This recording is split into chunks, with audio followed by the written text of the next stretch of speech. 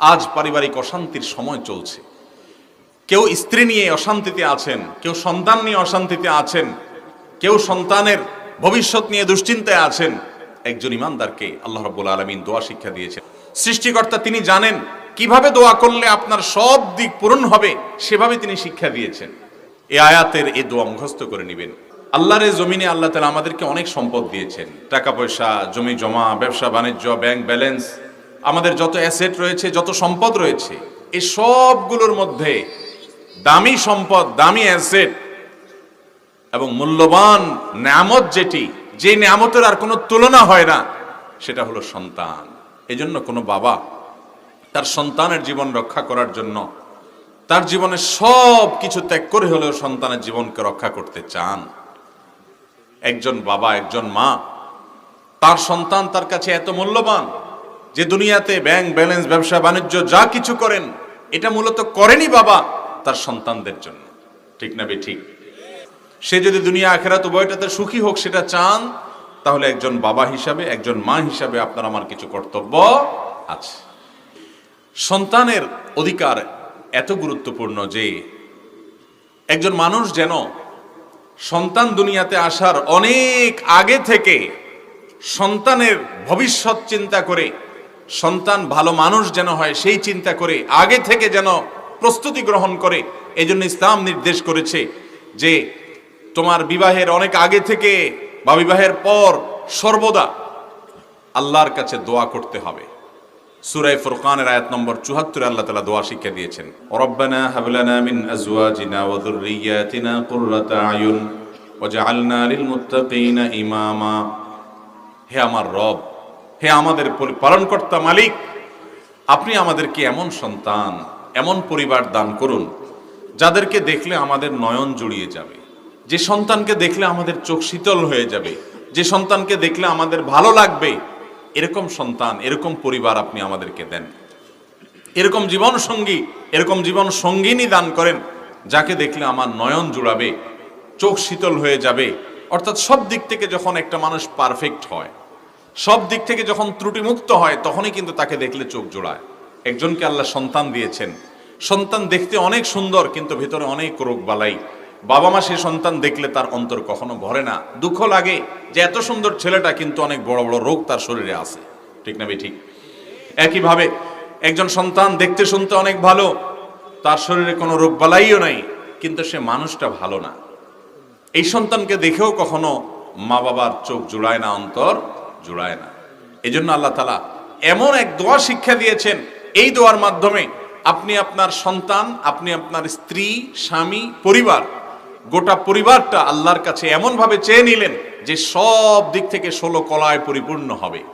একজন তার এমন এক স্ত্রী পেয়েছেন যিনি দেখতে অনেক সুন্দরী, অপরূপা, অনন্যা দেখতে, কিন্তু তার চারিত্রিক ত্রুটি আছে। কোন স্বামীর কাছে সেই স্ত্রী নয়ন জোড়ানোর মতো, অন্তর শীতল করার মতো স্ত্রী হতে পারেন না। এই জন্য আল্লাহ তাআলার শব্দ, সৃষ্টিকর্তা তিনি জানেন কিভাবে দোয়া করলে আপনার সব দিক পূরণ হবে, সেভাবে তিনি শিক্ষা দিয়েছেন। রব্বানা হাব লানা মিন আজওয়াজিনা ওয়া যুররিয়াতিনা কুররাতা আয়ুন। হে আমাদের পালনকর্তা, আপনি আমাদেরকে এমন পরিবার, এমন স্বামী, এমন স্ত্রী, এমন পরিবার এবং এমন সন্ততি দান করেন, এমন সন্তান দান করেন যাদেরকে দেখলে আমাদের চোখ শীতল হয়ে যাবে। চোখ কখন শীতল হবে? যখন সব দিক থেকে পারফেক্ট হবে, সব দিক থেকে যখন ওকে হবে, সব দিক থেকে যখন ঠিকঠাক হবে। সে শারীরিকভাবে অসুস্থ, সে মেধাবী, সে ভদ্র, সে ভালো, সে সাকসেস, সব দিক থেকে তাকে দেখলে বাবা মা সব দিক থেকে ভালো লাগা কাজ করে। এই সন্তানকে বলা হয় নয়ন জোড়ানো সন্তান। এই নয়ন জোড়ানো সন্তান যেন আমরা পাই, সেজন্য কোরআন আমাদেরকে শিক্ষা দিয়েছে। এই দোয়ার শেষে আল্লাহ বলছেন, ওয়াজআলনা লিল মুত্তাকিনা ইমামা। আল্লাহ আমাকে, আমার পরিবারকে, আমার সন্তান সন্ততিকে আপনি মুত্তাকিদের ইমাম বানায় দেন। কাদের ইমাম বানায় দেন? মুত্তাকিদের ইমাম বানায় দেন। এখন আমরা মা বাবারা অনেকে তো দোয়া করি আমাদের সন্তান যেন ইমাম হয়, নেতা হয়। কিসের নেতা হয়? অমুক দলের নেতা হয়, তমুক দলের নেতা হয়। আর আল্লাহ তাআলা দোয়া শিক্ষা দিয়েছেন, দোয়া করো যাতে মুত্তাকিদের ইমাম হয়, নেককারদের ইমাম হয়, নেককারদের নেতা হতে পারে, আল্লাহর ওলিদের নেতা হতে পারে, পরহেজগারদের নেতা হতে পারে, ভালো মানুষ শুধু না, ভালো মানুষদের নেতা হতে পারে। মোহতারাম হাজরিন, নেক সন্তান আপনার জীবনের সবচেয়ে বড় সম্পদ। আর সেজন্য বিয়ের পরে তো বটেই, বিবাহের আগে থেকে এ দোয়া করা যেতে পারে যে আল্লাহ, আমাকে একসময় যখন তুমি সংসার দিবা, দাম্পত্য জীবন দিবা, আমার যখন বৈবাহিক জীবনে আসবো আমাকে এমন পরিবার দিও যে পরিবারটা দেখলে আমার ভালো লাগে, যে পরিবারটা দেখলে আমার নয়ন জুড়ায়। আজ পারিবারিক অশান্তির সময় চলছে, কেউ স্ত্রী নিয়ে অশান্তিতে আছেন, কেউ সন্তান নিয়ে অশান্তিতে আছেন, কেউ সন্তানের ভবিষ্যৎ নিয়ে দুশ্চিন্তায় আছেন। একজন ইমানদারকে আল্লাহ রাব্বুল আলামিন দোয়া শিক্ষা দিয়েছেন। আবারও বলছি, সূরা ফুরকান আয়াত নম্বর কত? ৭৪। এই আয়াতের এই দোয়া মুখস্থ করে নেবেন। এই দোয়া প্রমাণ করছে যে ইসলাম চায় একজন মানুষ, একজন বাবা, একজন মা তার সন্তানকে যেন মানুষের মতো মানুষ হিসাবে গড়ে তুলতে পারেন। তার প্রতি যে দায়িত্ব আছে যে সন্তান যেন ভালো মানুষ হয়, সেজন্য আগে থেকে আল্লাহর কাছে কি করতে হবে? দোয়া করতে হবে। নবী করিম সাল্লাল্লাহু আলাইহি সাল্লাম আমাদেরকে যে নির্দেশ করেছেন, তোমরা যারা বিবাহ করতে চাও, যারা বিবাহ করাইতে চাও, ছেলেদেরকে, মেয়েদেরকে, অধীনস্থদেরকে, ছোটদেরকে, সবার প্রতি নবী করিম সাল্লাল্লাহু আলাইহি সাল্লামের কমন নির্দেশ, ফাজফার বিজাতিদ দ্বীন, ফাজফার বিজাতিদ দ্বীন। মেয়েদেরকে বিয়ে করে মানুষ কেউ রূপ লাবণ্য দেখে, কেউ বংশ গৌরব ঐতিহ্য দেখে, কেউ সম্পদ পয়সা কড়ি দেখে, এক একজন এক একটা দেখে বিবাহ শাদী করে।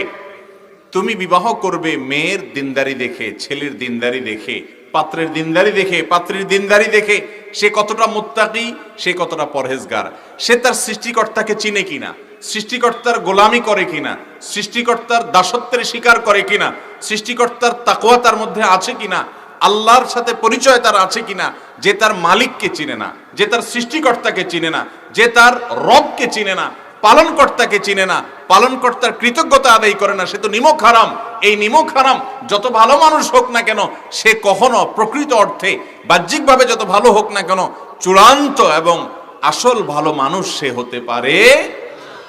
আর যে আল্লাহর কৃতজ্ঞতা আদায় করবে, মালিকের কৃতজ্ঞতা আদায় করবে, তার সৃষ্টিকর্তাকে সে চিনবে, এই লোক, এই ছেলে, এই মেয়ে, সে যদি সত্যি আল্লাহকে চিনে থাকে, আল্লাহর আযাবের ভয় তার থাকে, আল্লাহর নেয়ামতের প্রতি আগ্রহ, পুরস্কারের প্রতি ওয়াদার প্রতি বিশ্বাস তার যদি থাকে, এই ছেলে, এই মেয়ে যে আল্লাহকে রব হিসাবে স্বীকার করেছে, যে আল্লাহর নির্দেশকে মাথা পেতে নিয়েছে, সে কখনো বেয়াদব হতে পারে না, সে কখনো অকৃতজ্ঞ হতে পারে না, সে কখনো বেঈমান হতে পারে না, সে কখনো মা বাবার প্রতি অবাধ্য হতে পারে না, সে কখনো নাফরমান হতে পারে না। যদি হয়ে যায়, তার মন আবার গলে যাবে, দুর্বল হয়ে যাবে, ভয় পাবে। আল্লাহর ভয়ে সে আবার শোধরানোর চেষ্টা করবে, কারণ সে মুত্তাকি, তার ভিতরে কি আছে? তাকওয়া আছে। এই জন্য সবচেয়ে গুরুত্বপূর্ণ বিষয় হলো যে দিনদারি দেখে জীবন সঙ্গী নির্বাচন করা। মুরব্বীরা যারা ছেলে মেয়েদের বিয়ের জন্য পাত্র খোঁজেন, নবী করিম সাল্লাল্লাহু আলাইহি সাল্লাম যে পয়েন্টটা বলে গেছেন, আজ সেটা আমাদের কাছে বড় গৌণ হয়ে গেছে, ঠিক না ঠিক? এখন পাত্র পাত্রীর অনেক বিষয় আমরা দেখি, কিন্তু আসলটা দেখি না। অনেক মুরব্বীরা আছে, বিয়ে করাতে গেলে জিজ্ঞেস করেন যে কোরআন শরীফ পড়তে পারে কিনা, খতম দিছে কিনা, নামাজ পড়ে কিনা, বাস এই দু চারটা জিনিস জিজ্ঞেস করে এগুলার ইতিবাচক উত্তর পেলে মনে করেন দিনদারি হয়ে গেছে। না, এটা দিনদারি না বাবা। দিনদারি কোনটা? দিনদারি হলো এই মেয়ে কোরআন বুঝে কিনা, এই ছেলে কোরআন বুঝে কিনা। বলো তো দেখি, আল্লাহ তাআলা কোরআনে নামাজ সম্পর্কে কি বলেছেন? এতটুকু যদি তুমি না জানো, তুমি কিসের মুসলমান, সে কিসের দিনদার? তুমি ছেলে মানুষ, উপার্জন করতে হবে, বলো দেখি কোরআনে আল্লাহ হারাম সম্পর্কে, হারাম বক্ষণ করার সম্পর্কে কি বলেছেন, হালাল বক্ষণ করার সম্পর্কে কি বলেছেন জানে কিনা? এরকম ছেলে এখন সোনার হরিণ হয়ে গেছে, এরকম মেয়ে এখন সোনার হরিণ হয়ে গেছে। তো যে কথা বলছিলাম, যে সন্তান সন্ততি এগুলোর তাদের প্রতি যে দায় দায়িত্ব বাবা মার আছে, কত বেশি গুরুত্ব একজন বাবা মায়ের উপরে সন্তান সন্ততির অধিকারের ব্যাপারে, কর্তব্যের ব্যাপারে, তাদেরকে মানুষ করার ব্যাপারে, যে কোরআন আগে থেকে আমাদেরকে শিক্ষা দিয়েছে দোয়া করার জন্য। এবং বিয়ের আগে থেকে ভালো জীবন সঙ্গিনী নির্বাচন করার নির্দেশ দেওয়া হয়েছে। কেন? যাতে করে তার মাধ্যমে যে সন্তান আসবে, বংশধর আসবে, তারা যেন ভালো মানুষ হয়। কারণ মা ভালো না হলে সন্তান ভালো হওয়ার সম্ভাবনা খুবই কম।